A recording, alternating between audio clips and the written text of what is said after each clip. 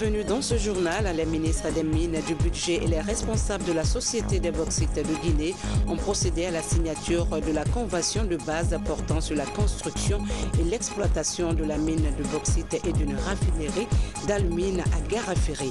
Poursuivant son séjour de travail dans la région forestière, le chef de l'État a fait une halte à Massanta et Kisidougou. Proche Alpha Condé a officiellement coupé le ruban inaugural de plusieurs infrastructures.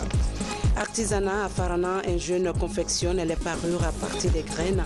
En séchant les fruits, ce créateur fabrique d'intéressantes perles.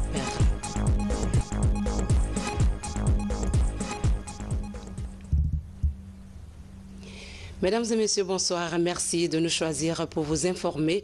Au cours de son séjour de travail en région forestière, le président de la République a procédé à l'inauguration de plusieurs ouvrages de développement, entre autres le siège de la MUFA et des routes, une valeur ajoutée qui vient contribuer à l'amélioration des conditions de vie de la population de cette localité. Compte rendu, Ibrahima Keita.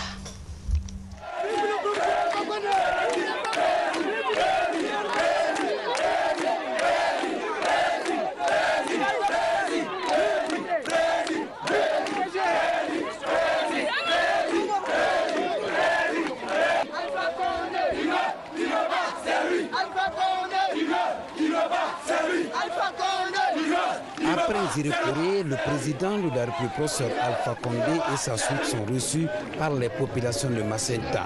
Ici comme ailleurs, c'est un chef de l'État heureux de partager ces quelques temps avec la communauté à la base qui a été reçue. Là, le président de la République est venu inaugurer la première mutuelle financière des femmes africaines de la préfecture de Macenta.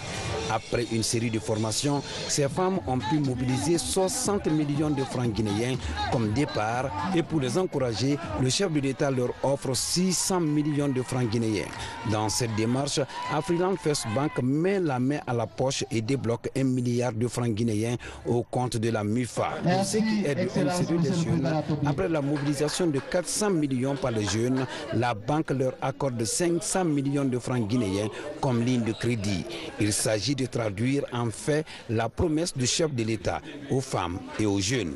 Professeur Akafo, Akake, Alota, nous votons, nous dansons, nous mourons. Celui qui dit Alpha n'est pas bon, celui qui dit Alpha n'est pas bon. Alors qui peut dire le contraire? Merci Monsieur le Président. Merci bien.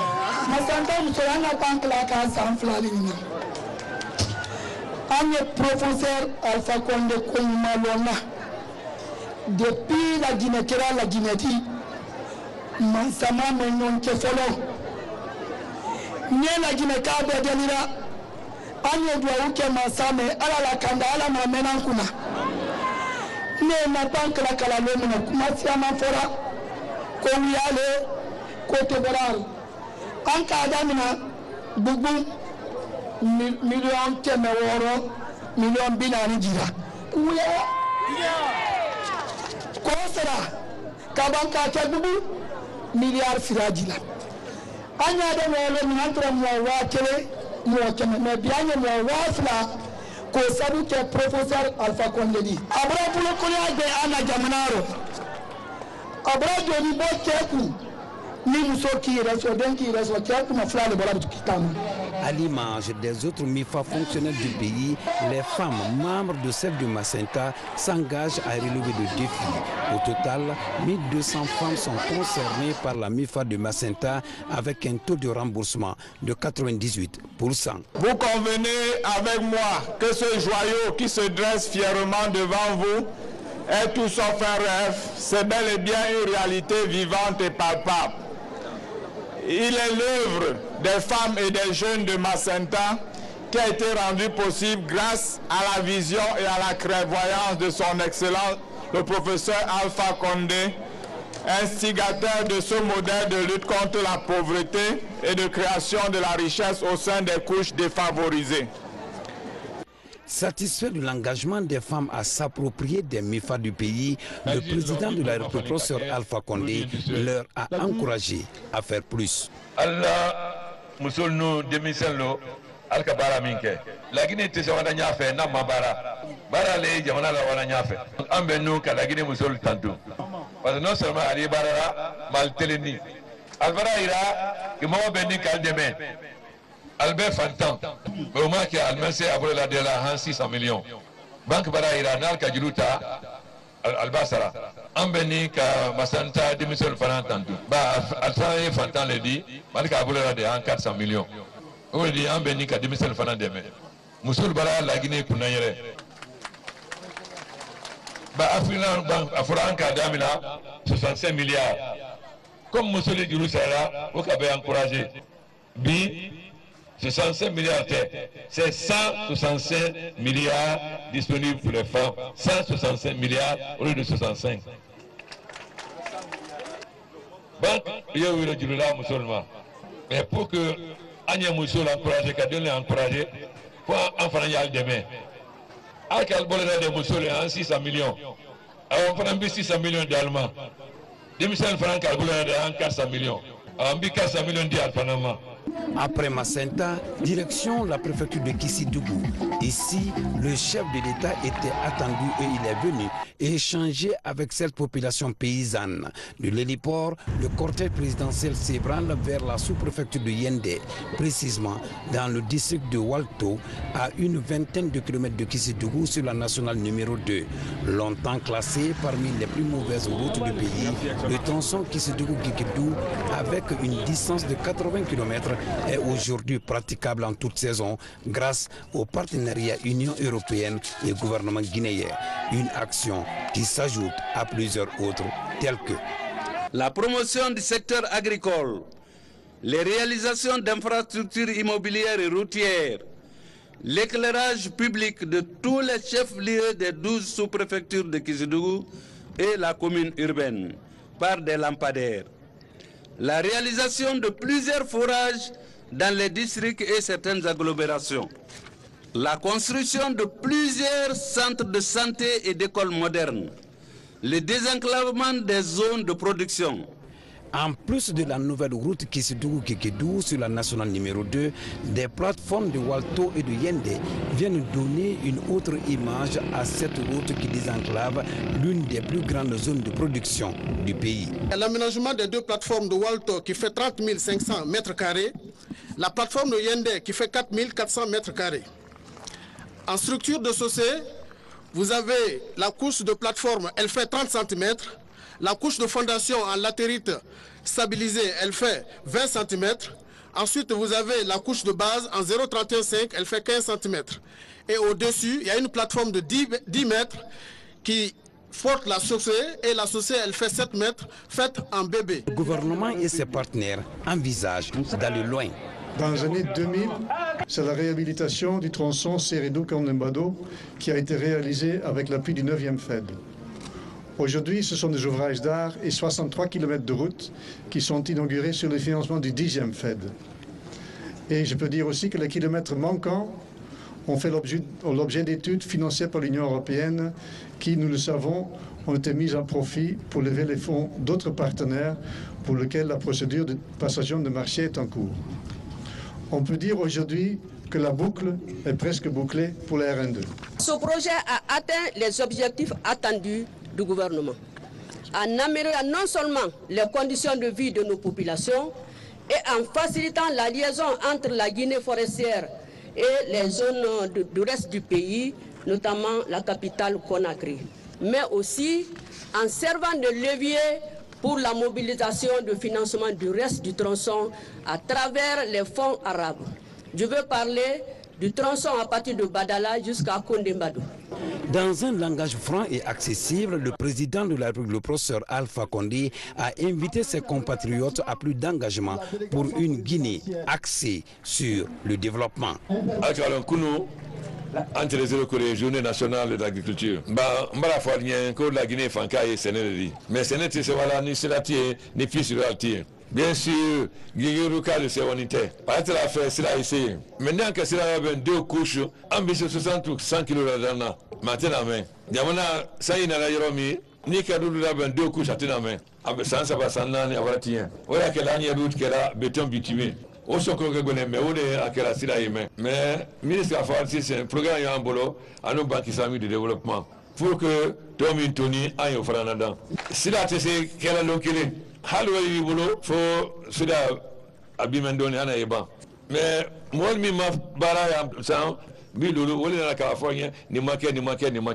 Tout le monde a démissionné le malon. Moi, Alcalon.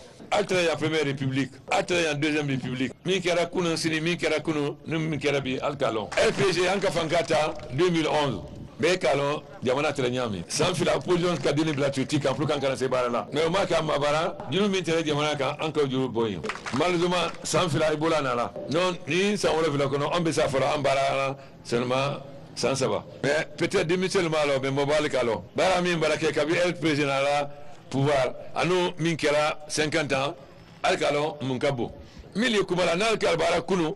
Amina kabara gwere kanju na sila kenu nalaka sila ke kajira do katala do ambi gwere ke mais muna alma oke ayana ka wala forie ni make muna alma ke mais amba kotola anye sili de mafale la kabara kala gine no nyafe mo bal fara albeni ka dilun lali alka kuna sili lo alka kunu lo jamana te wala nyafe na maben na mabdu kene na ka bukerendi alka na son cadre real divisé na ka élection locale ke bela fait ka merdi wala kisiro wala nyafe alka na son cadre sembre o kelero mais mundi est-ce que maire de jamana la tamana na nyafe da bala tama fanje gana député à non présidentiel alka na son cadre basanyona lele le beni ka merdi manika le beni ka merdi kisi le beni ka merdi est-ce que le jamana la wala nyafe jamana te wala nyafe namba ben milieu be yo kela ali altoyi alka ka merdi acha la gine wa nyafe. Juste après, le chef de l'État a fait un tour d'honneur, histoire de dire merci à cette population engagée à le soutenir.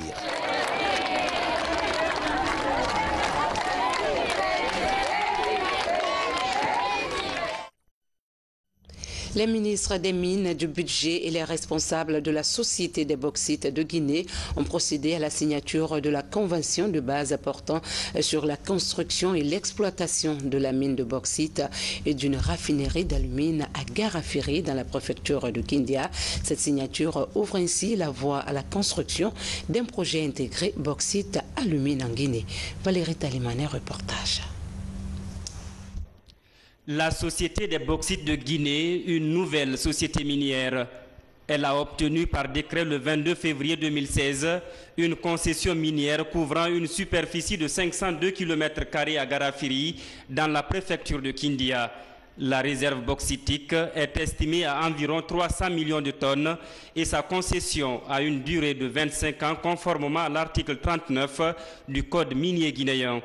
Au-delà de l'exploitation de la mine, le projet va s'atteler aussi à la construction d'une raffinerie d'alumine. Cette signature de convention marque le démarrage du projet.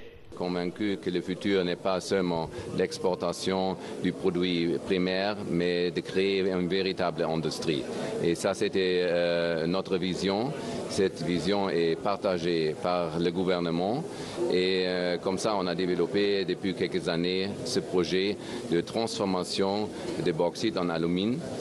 Et comme une société diversifiée qui a aussi des activités dans le secteur agricole. Avec un coût d'investissement d'1,4 milliard de dollars américains, la Guinée bénéficiera au titre du projet de plusieurs avantages, dont les emplois directs et indirects en phase de construction et d'exploitation, ce qui permettra à la société de contribuer au développement local et à la création d'emplois au-delà des impôts, des taxes et des redevances. En moyenne, ce qui est attendu en phase d'exploitation, à peu près 72 millions de dollars de taxes annuelles, sans compter les taxes liées à l'importation et à l'exportation et les autres taxes reversées aux communautés. Donc pour nous, c'est un projet très important, sans compter que les à peu près 8000 emplois créés, directs et indirects, généreront aussi des revenus qui seront taxables. La construction et l'exploitation de la mine de bauxite de la SBG aura une production annuelle de 8 millions de tonnes,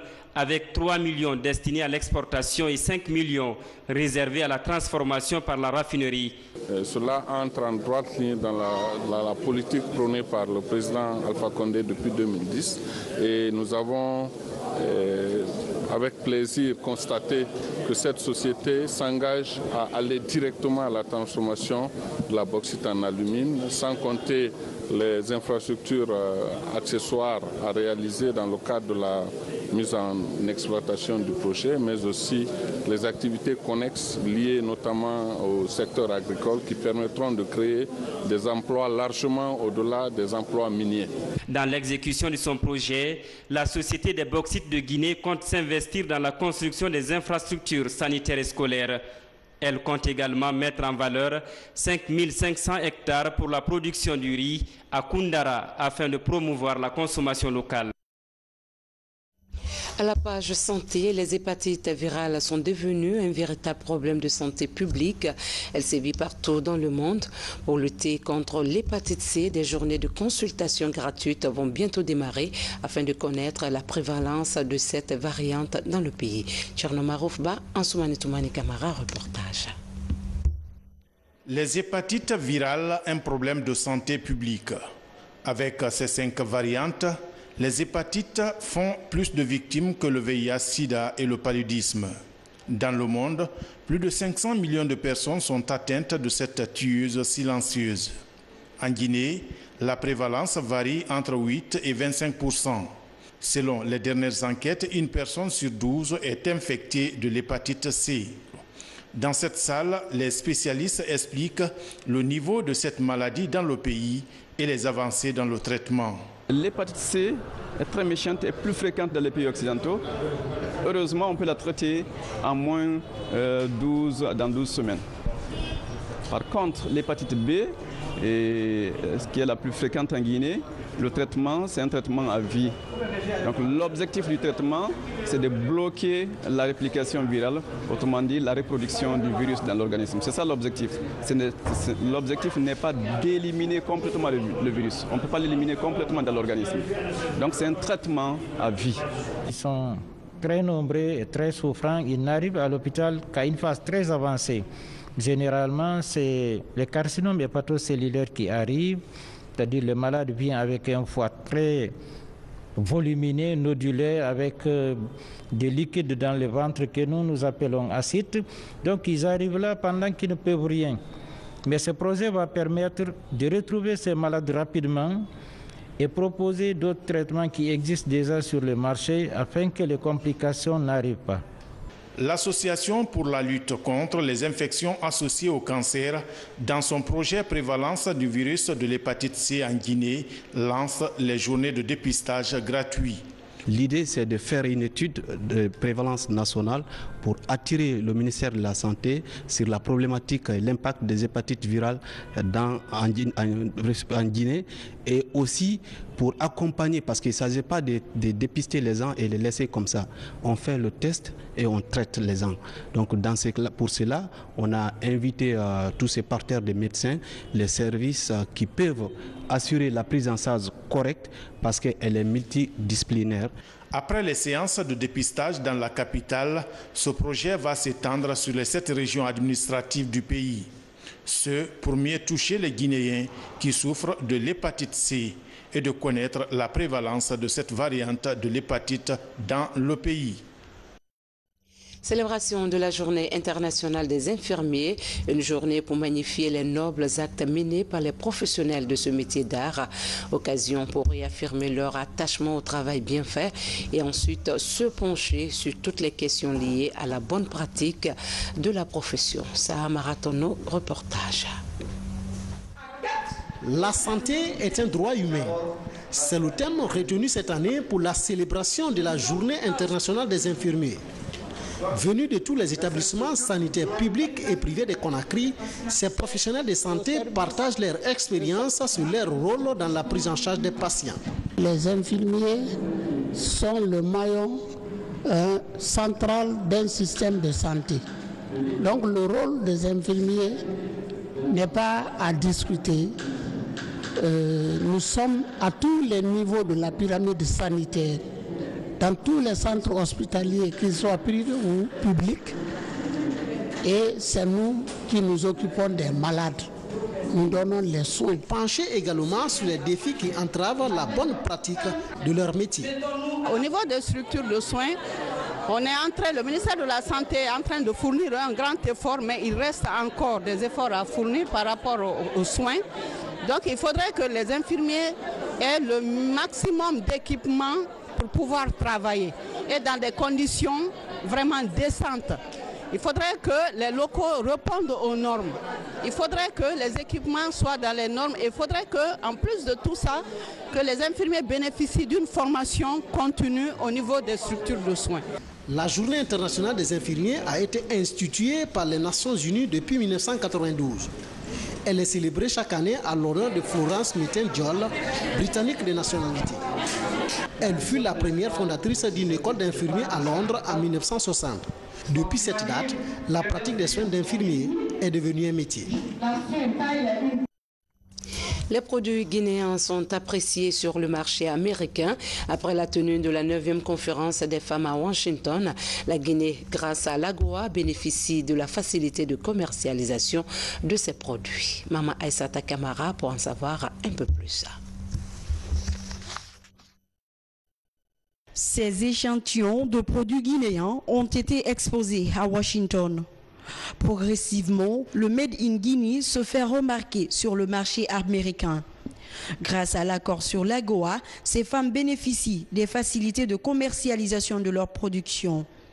Toutes les occasions de rencontre, comme la conférence annuelle des femmes à Washington, sont mises à profit pour booster le savoir-faire guinéen. Ici, les promotrices font le point sur les avancées de la Guinée. Je profite de cette occasion pour lancer un appel aux femmes et aux jeunes de Guinée à se donner les mains pour que AGOA soit une réalité dans notre pays, afin de saisir les occasions pour être compétitifs sur le marché américain, profiter des avantages et faire augmenter les revenus à nos populations pour une Guinée prospère et épanouie. Les représentants des départements ministériels, notamment du ministère de l'Action sociale, saluent les acquis de la participation guinéenne à la foire américaine de Washington. Les autorités sont déterminées à améliorer la compétitivité des produits en provenance de la Guinée. Monsieur le Président de la République œuvre par tous les moyens possibles à sa disposition pour nous aider à aller de l'avant, pour sortir les femmes guinéennes de la pauvreté, pour vendre les produits de l'entrepreneuriat féminin. Des usines vont être mises en place dans notre pays. Alors chacune d'entre nous doit œuvrer de près ou de loin à ce qui est la paix dans notre pays. Fiers de l'attractivité actuelle de leurs produits, ces professionnels d'Africa Femmes Performantes Guinée entendent resserrer les rangs. L'enjeu reste la qualification et la diversification des produits locaux pour mieux les vendre sur les marchés internationaux. Éducation, le temple du savoir à l'Université Générale Lansana Conté de Lambaye a remporté la 2e édition du concours University Challenge. Le concours vise à créer un système d'émulation entre les établissements supérieurs de la capitale. L'événement a été organisé par Guinée Events. Explication Safiatou Kondé.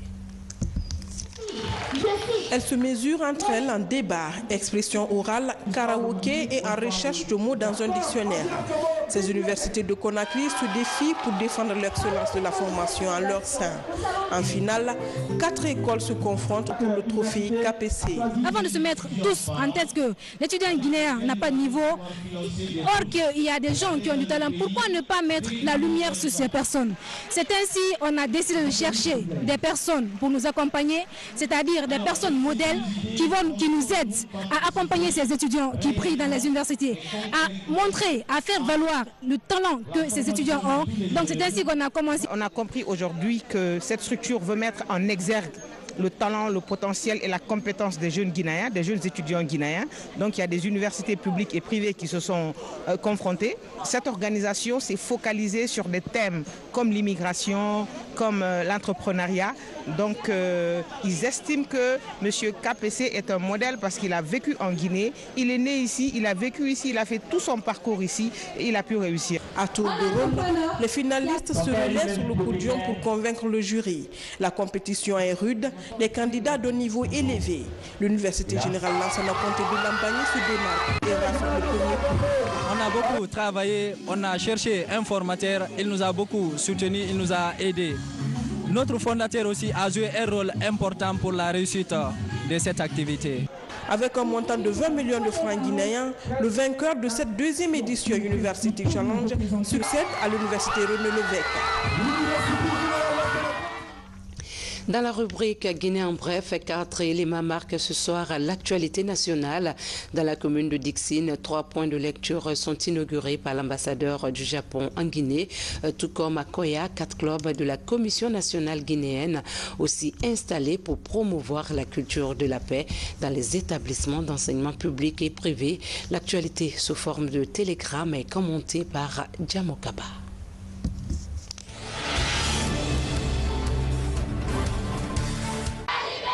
Un mois après la tenue de l'événement Conakry, capitale mondiale du livre, les points de lecture s'installent dans les écoles et quartiers de la capitale. L'école primaire El Hadj Oumar II dans Afia Minière, de l'Andrea et de Dixine Centre 2 sont désormais dotés de centres de lecture pour les élèves. Des séances de lecture font partie de l'offre culturelle de ces établissements de proximité équipés par l'UNESCO. Des documents riches et variés, adaptés aux goûts et aux besoins des élèves, sont désormais disponibles dans ces foyers de connaissances. Une ambition du Commissariat général de Conakry, capitale mondiale du livre 2017, accompagnée par le Japon, pour rendre accessibles les livres à tous. Le gouvernement du Japon a décaissé 1,4 milliard de francs guinéens pour la création de 5 points de lecture, y compris Dixine aussi.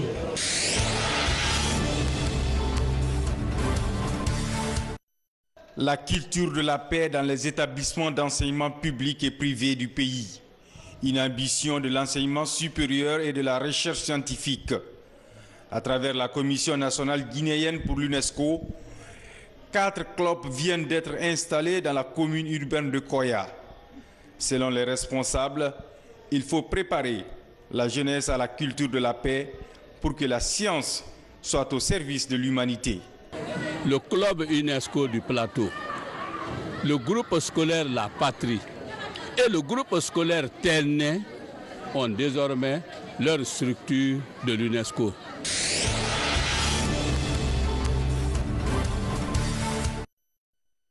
Depuis 19 ans, cette mosquée est en chantier. Cette année, les habitants de Kissoso-Poudrière veulent terminer sa construction.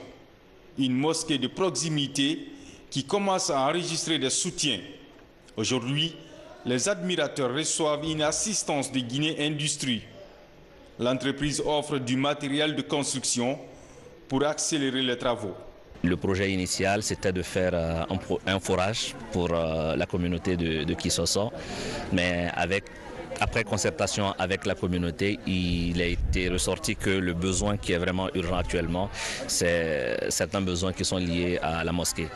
Donc aujourd'hui, nous avons décidé de faire ce don-là de 15 tonnes de ciment et 400 feuilles de tôle, conformément à la discussion que nous avons eue avec les représentants de la communauté.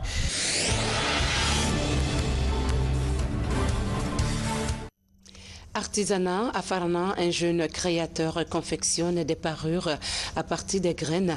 Ces graines polies fournissent de merveilleux colliers très appréciés. Safran Terrain Koulibaly, Marie-Angélique Bangora. Daouda Keita est spécialiste en confection de graines pour en faire un collier ou des parures. Chaque jour, il installe son petit atelier où il met son génie créateur dans les bijoux à base de graines. Des colliers et des bracelets y sont fabriqués. Une idée qui l'a inspiré quand il travaillait comme soignant au centre de conservation du chimpanzé dans le parc national du Haut-Niger à Farana.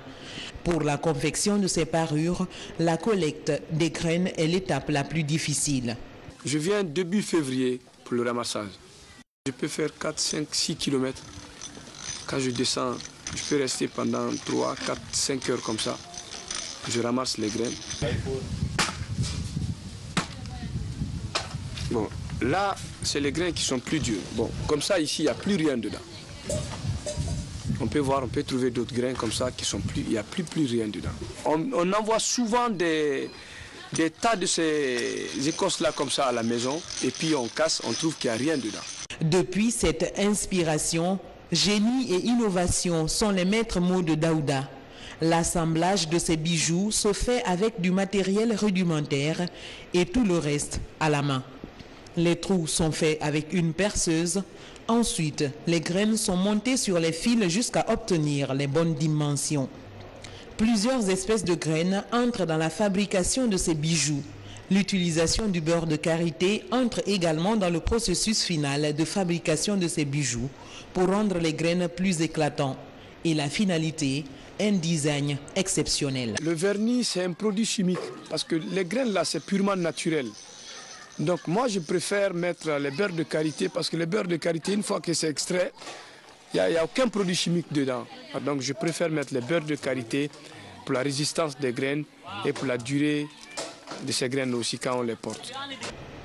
Au fil du temps, ce travail est devenu l'entreprise familiale. Dans la famille de Daouda, tout le monde s'y met pour subvenir à ses besoins.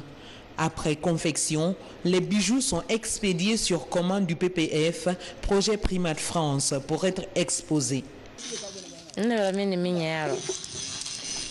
Aujourd'hui, je peux tout faire. Je peux percer les graines, les assembler et harmoniser les couleurs aussi. Grâce à ce travail, nous subvenons à nos besoins quotidiens. Des projets de fabrication d'autres types de bijoux avec ces graines pour adapter à d'autres objets sont en perspective. Et puis ce public reportage avant de nous quitter dans le but de se rapprocher de sa clientèle. Vivo Energy lance sa campagne de promotion dénommée Shell Extra Challenge. La campagne offre des opportunités aux clients de gagner une voiture en achetant du carburant dans les stations Shell de la capitale. Lancée le 9 mai, la promotion prendra fin le 31 mai prochain. Algassemouba. Vivo Energy se veut plus près de sa clientèle. Elle met en jeu un véhicule au titre de sa campagne dénommée Shell Extra Challenge. Face à la presse, l'entreprise dévoile les enjeux de ce nouveau programme. Nous restons tournés vers notre clientèle et nous passons notre temps à innover, à réfléchir sur ce qui peut davantage amener la clientèle à plus de satisfaction en consommant nos produits. Pour la voiture, les postulants doivent acheter une quantité de carburant d'une valeur de 200 000 francs guinéens au minimum. Quant aux détenteurs de camions, ils devront remplir leur réservoir à hauteur de 500 litres. Il faut acheter soit du Shell Super Extra, soit du Shell Diesel Extra. À chaque fois qu'on fait un achat à hauteur de 200 000, on a un ticket de participation. Grâce à ce ticket, une souche est gardée dans l'urne qui se trouve dans la station et un reçu, un volet est remis au client. Le 2 juin, nous allons procéder à un premier tirage où nous comptons récompenser 80 personnes. À travers Shell, Vivo Energy commercialise du carburant traité qui permet de nettoyer le moteur et le protéger contre la corrosion. Les Shell, ils ont des carburants qui sont magnifiques, des produits aussi. Le carburant qui me sert, bon, c'est bon pour ma moteur. C'est bon pour ma moteur, la consommation aussi. Cette campagne de promo se déroule du 9 au 31 mai courant dans toutes les stations-service de Shell.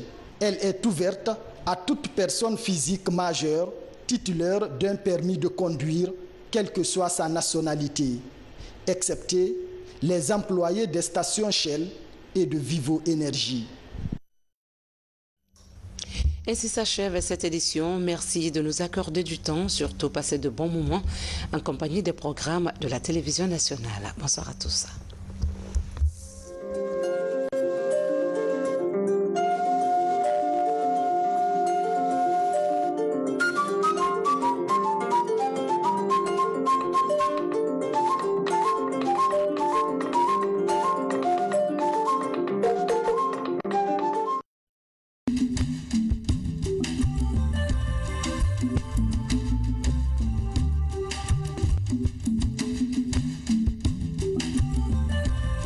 Guinée.